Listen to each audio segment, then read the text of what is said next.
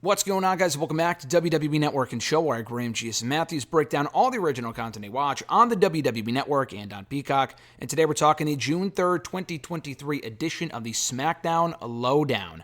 Matt Camp, Byron Saxton for this week. And I think I mentioned in my review of Raw Talk for Monday that I think Jackie Redmond's out right now due to the fact that I think it's still hockey season, right? Or is it not? I don't know. She's out doing other stuff, I would assume. I assume she will be back eventually. Byron Saxton filling in this week. We had Scott Stanford in previous weeks on Raw Talk and whatnot. Mackenzie Mitchell 2 weeks ago on SmackDown LowDown. So I assume Jackie will be back at some point. For this week, it was Byron and Matt Camp. Byron, a total fucking goof, but I thought he did a decent job. They open up the episode mentioning that Roman's reign has reached 1,000 days as champion, and that was what SmackDown was all about on Friday. They replay the new championship being unveiled before going back to the Bloodline implosion at the end of the show here. They also recap the six-man tag team match, Austin Theory and Pretty Deadly knocking off the Brawling Brutes in six-man tag team action. They catch up with Pretty Deadly after the show. I think it was Mackenzie Mitchell doing the interviewing backstage here on the show. We had Mackenzie Mitchell doing the interviewing. Not here.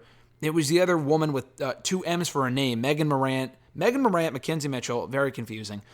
Here it was Megan Morant. Austin Theory kind of takes offense to the fact that she says that it was surprising that he found friends in Pretty Deadly. And Theory was pretty offended by that. So he says, of course I have friends. And they have friends too. They say the same thing. And they mention how they've beaten the Brutes before. You know, Pretty Deadly beat the Brutes in tag team action 2 weeks ago. Theory beat Sheamus in one-on-one action a week ago. So it's really no surprise they won again on SmackDown this week.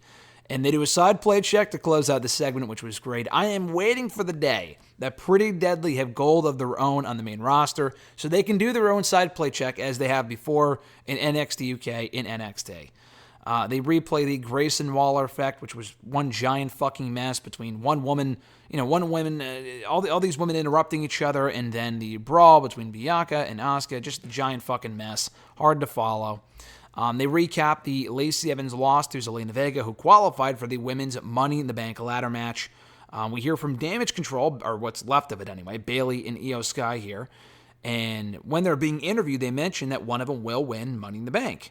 They tell Megan Morant that, and Bayley says, listen, I've won before. I've won the Money in the Bank ladder match before, cashed in that same night to become champion. I was there for it. Great moment.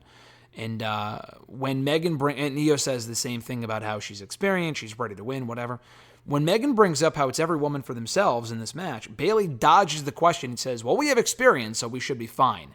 Completely evading the fact that she's not really acknowledging that it will be Io and Bayley as opponents and not as teammates in that match. And hopefully Io wins the whole fucking thing. They hype up next week's qualifiers, the rest of the women's qualifiers. We have Bayley and Michin, Shotzi and, Shotzi and Io, obviously. Zoe and Natalya, and Bayley and Sonya on Raw. So those are the qualifiers. Did I say Sonya?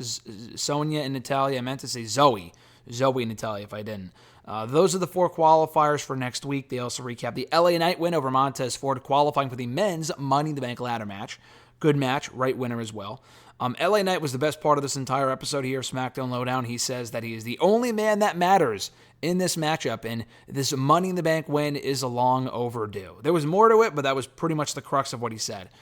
Back in the studio, they hype up the rest of the men's field, including Ricochet and Shinsuke, both qualifying on Monday's Raw. They hype up next week's qualifiers.